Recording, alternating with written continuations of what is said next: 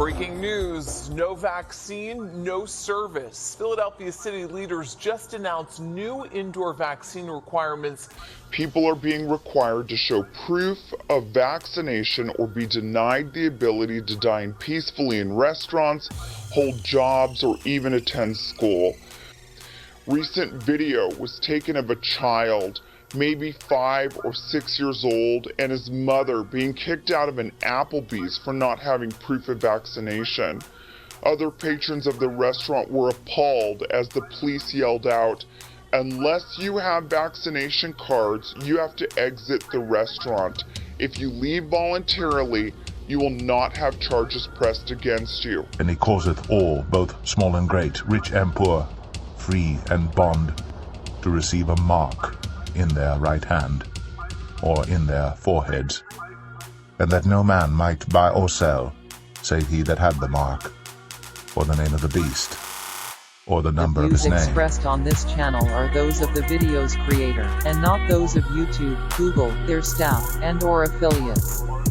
YouTube, Google, their staff, and/or affiliates shall not be held liable for the views, expressions, and comments made on this channel. YouTube deleted the main Omega Watchman channel, stating that God's word in relation to current events is cyberbullying and medical misinformation. Thus, YouTube deleted the channel and 80,000 subscribers with over 20 million views. This is nothing and will not stop us. YouTube, do you honestly think by deleting our content and channels that it will stop the wrath of God?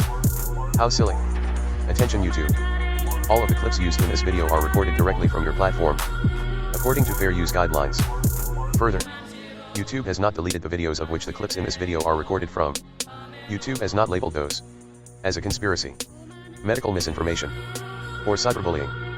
Thus, if YouTube deletes this video or channel, it will prove religious discrimination, as our content and channels are being deleted, simply for putting the word of God in relation to these clips and current events. Enjoy the wrath of God. This is an Omega Watchman Media Group production. Due to the mature nature of this content, language, and depth, viewer discretion is advised. People need to realize also how crazy it is to tell essential workers that we're going to fire you. So if a third of the doctors quit, a third of the nurses quit, a third of the pilots quit, a third of the people, the air traffic controllers quit, a third of the meat packers quit, these are realistic numbers. We are going to have chaos. There won't be any food on the shelves. There won't be fresh meat. There won't be fresh vegetables. All the things that we expect to have at our beck and call in the grocery store, they may just dry up if we all of a sudden are telling all of these essential workers you can't come to work.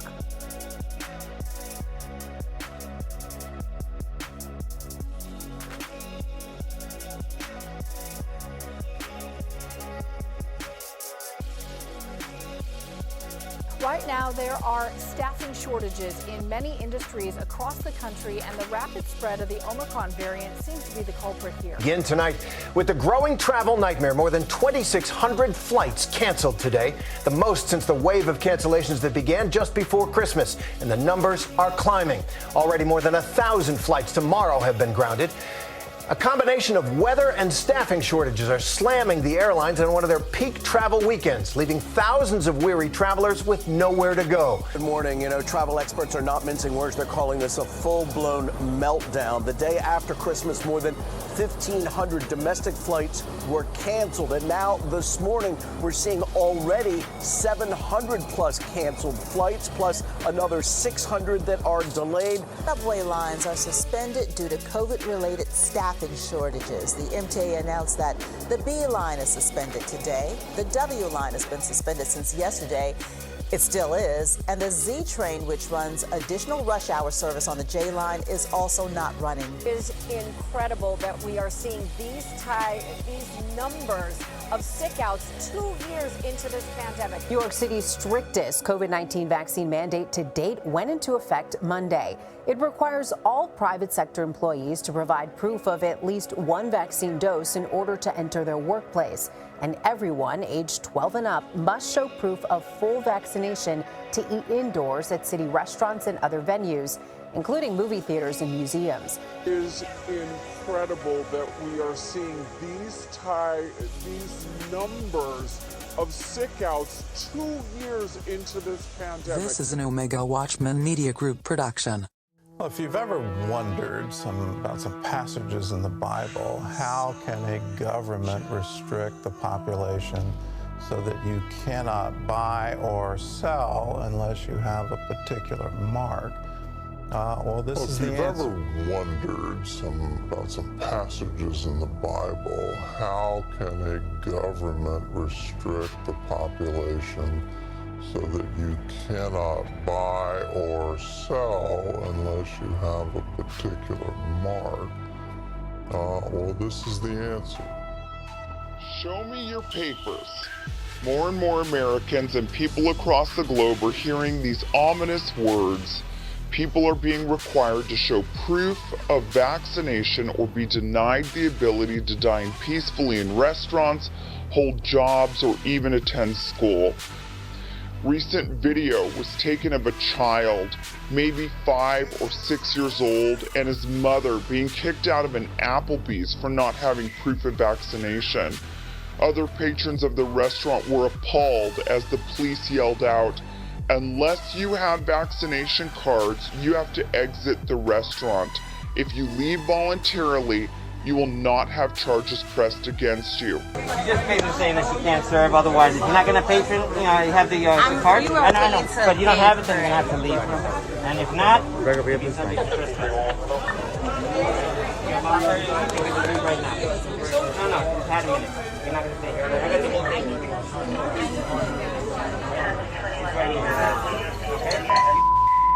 It's ready. Let me give it the charger. Let me give it.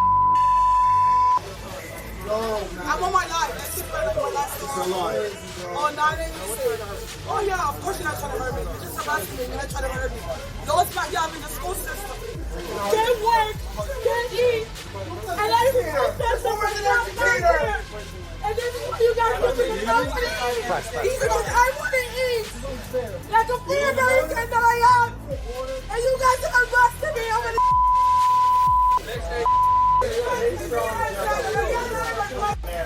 This is unbelievable.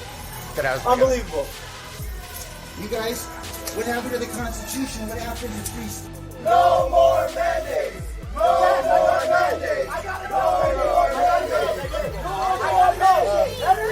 Everything! I love y'all! I love y'all, New York Freedom Rally! I love y'all! You know he's a veteran? You know that man is a veteran? Hold the line!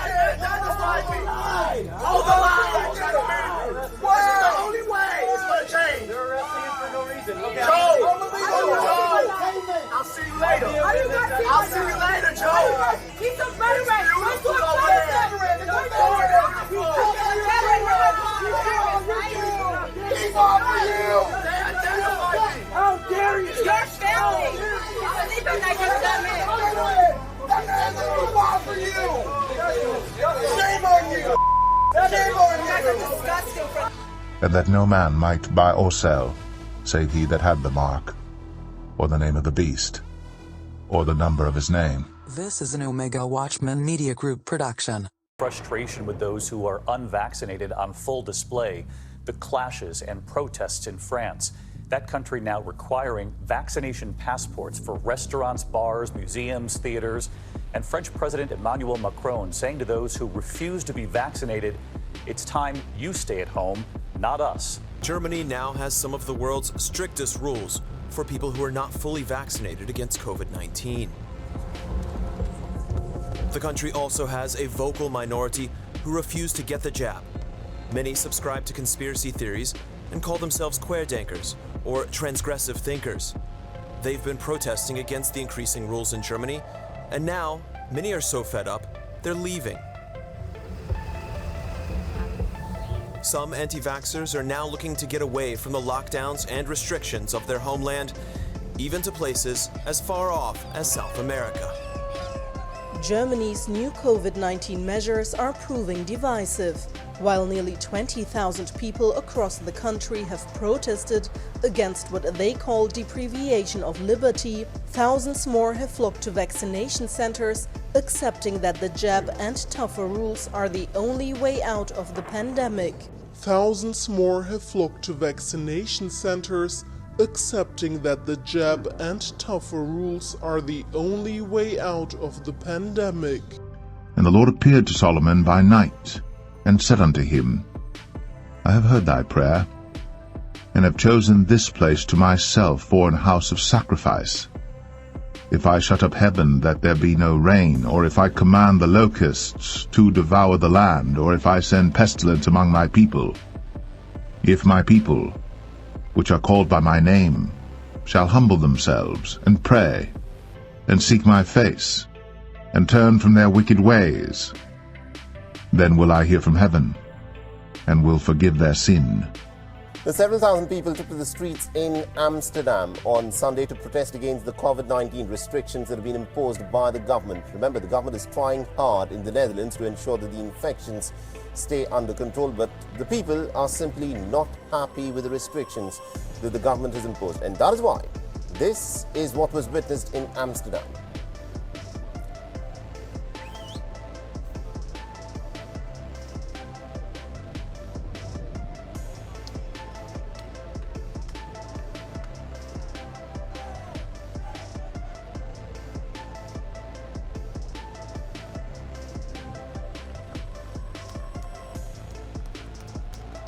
The problem here in the Netherlands is that we don't have enough capacity in the hospitals for the people, so raise that up. And I know it's not a... China is pushing ahead into a cashless society. It's creating a new digital currency to replace paper money and coins. It will also give the Communist Party total knowledge of how the Chinese people are spending their money. And that opens the door for unprecedented government control. George Thomas has the story. The Chinese were the first in the world to invent paper money back in the 7th century. Now, more than 1,400 years later, China is again on the cusp of creating a new form of government currency that some say could pose a serious economic threat to America and the West. China is about to launch one of the most revolutionary financial projects in the world. They're not cryptocurrencies.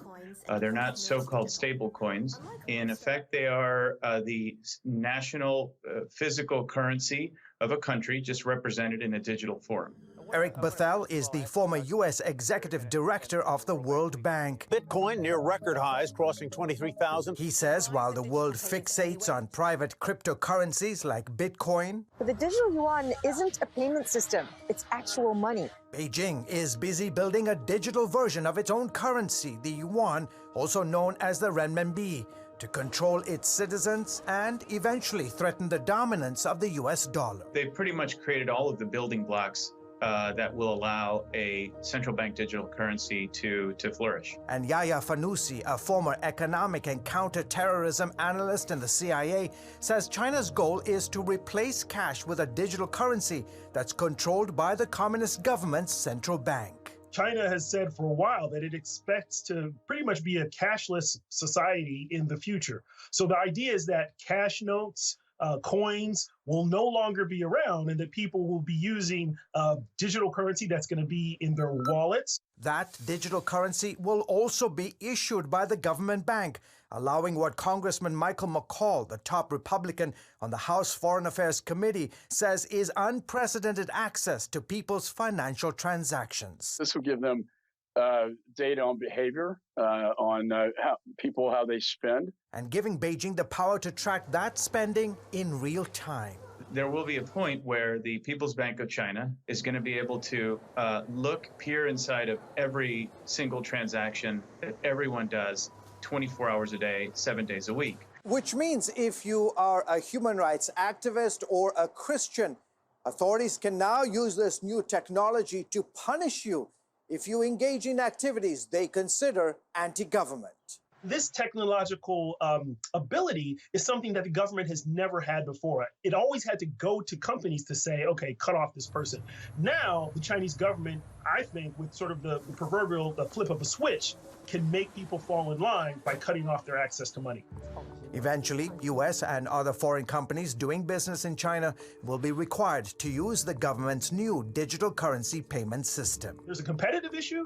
There are, I'd say, even cybersecurity issues, privacy issues. You're handing over your data to the Chinese Communist Party by participating in this digital currency system. The U.S. dollar is the world's dominant reserve currency. China's renminbi is number 8. Beijing's ambition is to eventually supplant the dollar's global dominance with the digital yuan. The big concern is internationally, especially for the U.S., is in the long term, this is an important step. This is what I would call a fintech, a financial technology development. And the issue is that China is thinking decades in advance. It's not thinking about the next 2 to 3 years, per se. In June, the communist government handed out more than $6 million worth of its digital currency to its citizens as part of a series of trials around the country. The first kicked off in Beijing, allowing residents there to use 2 government bank apps to test digital payments. China then plans to make its big digital currency splash at the 2022 Beijing Winter Olympics.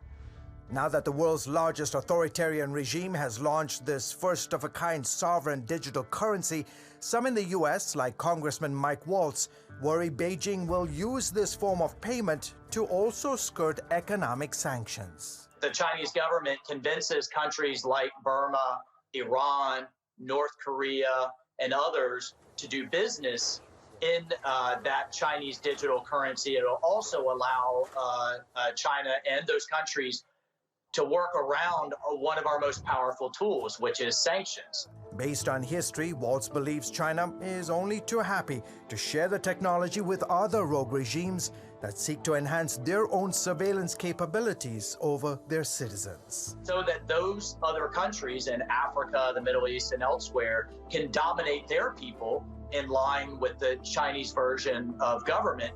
But that data then comes back to Beijing so that they will literally, through facial recognition, be able to monitor the globe. George Thomas, CBN News.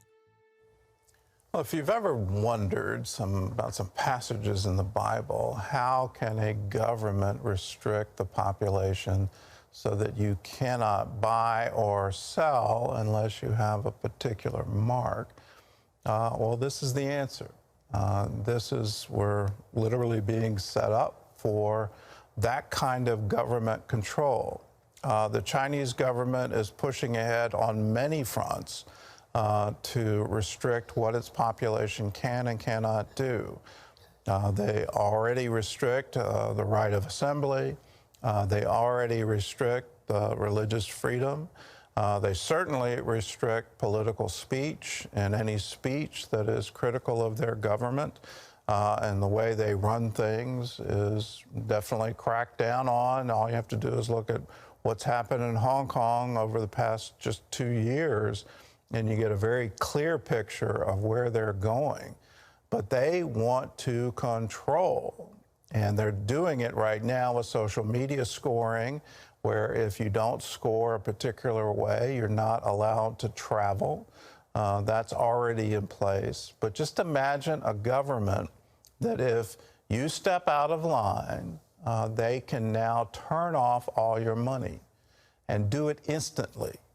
So you cannot buy or sell. You don't have the right in the marketplace to participate anymore. That's what digital currency allows a government to do. And if you think it's just going to happen in China, think again. The Federal Reserve already has a study group looking at a digital currency for the United States. Why are they doing that? Because they're afraid China will usurp the U.S. and become the world currency. That digital currency is taking over. So you see all the action happening in the stock markets, the various markets for Bitcoin, other digital currencies.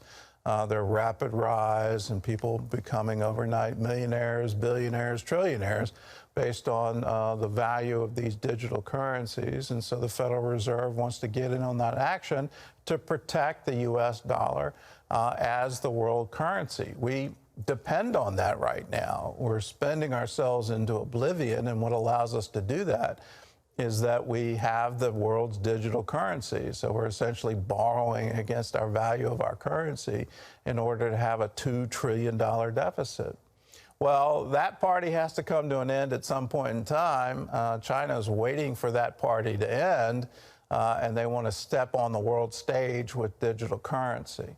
Unfortunately, at the end of that, you and I will now be subject to a government that may not agree with your opinions, may not agree with your religion, may not agree with the people you hang out with, and they would absolutely restrict your access to that digital currency in an effort to control you.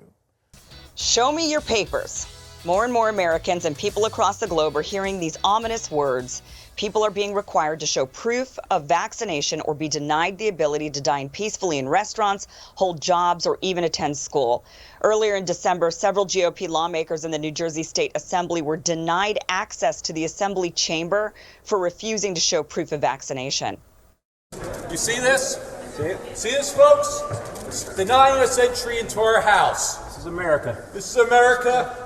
Illegal procedure, voting procedure they're relying on. It was deemed illegal, and they're enforcing it. The state police are the best in the world, but they report to the executive branch and how outrageous a governor to turn the state police on the This is tyranny, folks. America, see what's happening Look here. at our heroes up here. See what's happening, America. That's right. Members of the minority party were blocked from representing their constituents and voting on legislation for refusing to adhere to a rule that was arbitrarily created by a commission. This was overturned by an appellate court, as there's nothing in the Constitution that requires proof of vaccination to vote. But they tried, and that should alarm all of us. If these were lawmakers of the Democratic Party who were blocked from entering the chamber to vote, we'd likely have seen endless news about voter suppression, and it would have been voter suppression. It is voter suppression. We intrinsically understand how wrong it is to block people from voting. We view voting as a basic right within a democracy, something we hold dear. Scenes of lawmakers locked out of chambers, be they Democrat or Republican, or scenes of hundreds of people busting into the Capitol to prevent a vote from happening shakes us to our core. We know it's wrong. It's an assault on our democracy. But we don't seem to have that same intrinsic understanding when it comes to other things, like the right to an education. Many people advocate for bettering education for all children. Many people understand the disparity for people in poor communities who have to send their kids to underfunded schools. But unlike the United Kingdom, for example, the U.S. does require many children to be vaccinated in order to access the public school system. The UK doesn't have this sort of requirement, not even for polio or measles. In this country, we require them, but there have always been ways to seek exemptions. However, increasingly, more and more states are banning religious exemptions, leaving parents who object to either succumb or educate their kids at home, which often leads to a lower quality education. And COVID has only escalated this issue. In Los Angeles, where I am now, the school district attempted to require vaccinations for all students 12 and older coming back from Christmas break. But because 30,000 students are out of compliance, the school board has had no choice but to delay the mandate until the fall of 2022. They at least came to their senses, realizing that 30,000 students can't be left to at-home online schooling when many have blue-collar working parents who wouldn't even be around to watch after them. Now, Los Angeles is an example of mass disobedience that ended up forcing the government to bend to the will of the people. But what happens to the children in areas where there isn't this much resistance? Those kids just get left behind with low-quality education. And many people say, oh, well, it's their ignorant parents' fault. Maybe they should believe science, which echoes the same lines given about children attended poorly funded schools. Oh, well, it's their lazy parents' fault. Maybe they should get a job. All of this moral posturing does is harm innocent children and holds them back from gaining an equitable education. Now, maybe you don't think dining in a restaurant is a human right. Maybe you view it as more of a luxury. But historically, no one has ever been on the right side of history when choosing to ban certain peaceful people from entering facilities and participating in society. Recent video was taken of a child, maybe 5 or 6 years old, and his mother being kicked out of an Applebees for not having proof of vaccination. Other patrons of the restaurant were appalled as the police yelled out, "Unless you have vaccination cards, you have to exit the restaurant. If you leave voluntarily, you will not have charges pressed against you. Otherwise, you will be arrested for trespass. This will be your only warning."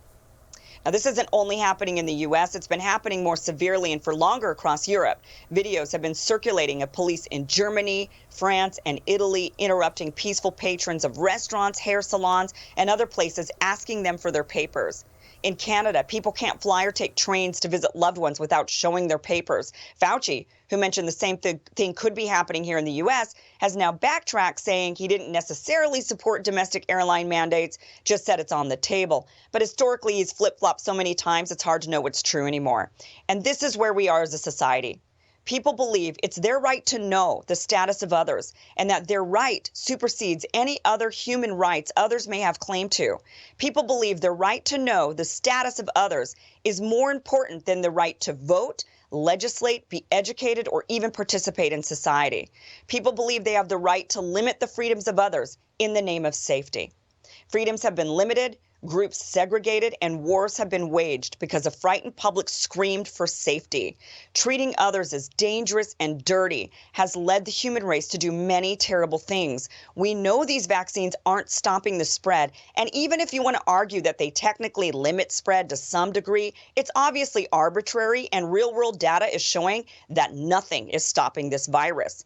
And even if the vaccines did stop the spread and work the same way measles or polio vaccines have worked, there's still no reason to ask a person what their status is. When I travel to areas of the world where people don't have access to good vaccines and medical care, where there's a high probability that a good number of people have not been vaccinated against diseases that I have been vaccinated against, I have never once asked someone if they are vaccinated.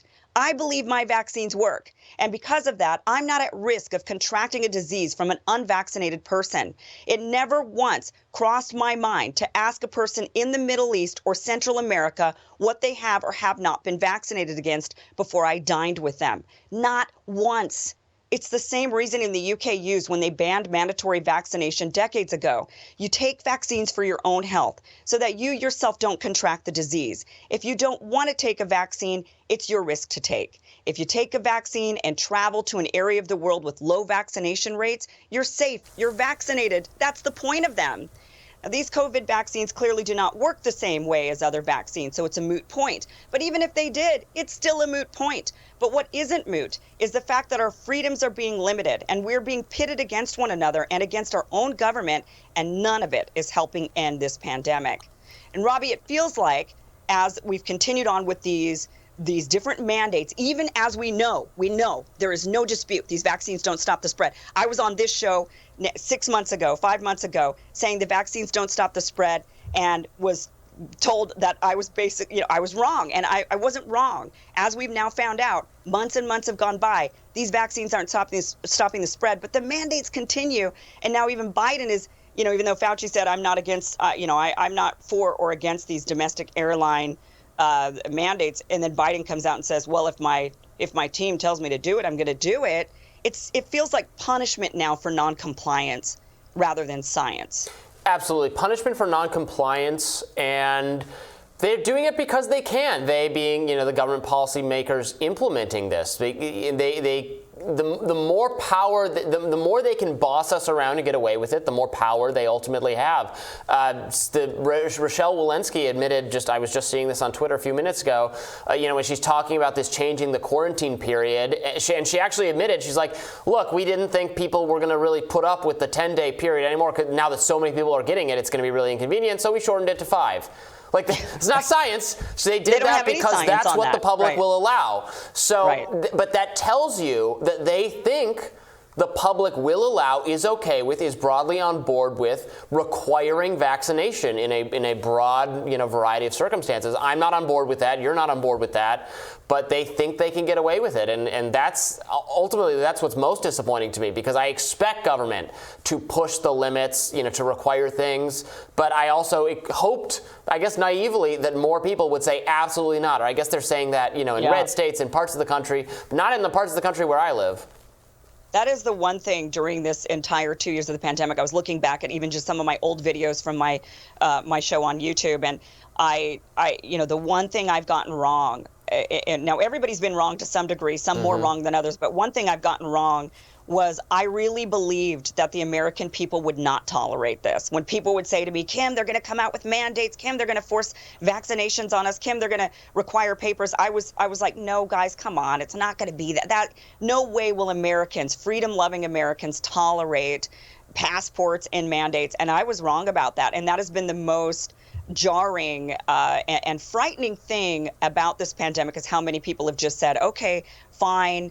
And as Israel now is now looking at the 4th dose of the vaccine, because they're not getting the spread under control. Once again, it's starting to climb in their country, and they're saying, oh, crap, what are we going to do? So now they're saying 4 doses to stop the spread.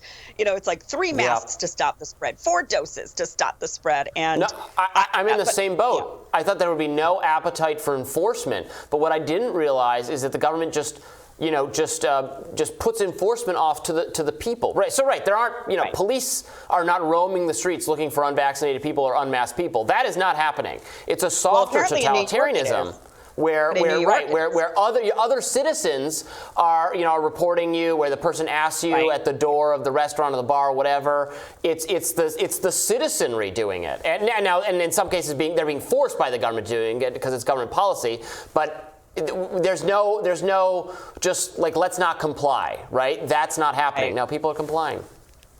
Yeah, it's a very frightening thing that we're living in right now. But one thing that has made me wonder about the domestic airline mandate, if they go in that direction, I just think that certain states like Florida and Texas, I mean, they are just not going to tolerate that. I don't know what they can do about it, but we would see, that would be, I think, the thing that would really turn some of these states and say, you are preventing our citizens now from flying around and visiting loved ones. Like, that is going way too far. Right. I just don't think that states will tolerate that. This is an Omega Watchman Media Group production.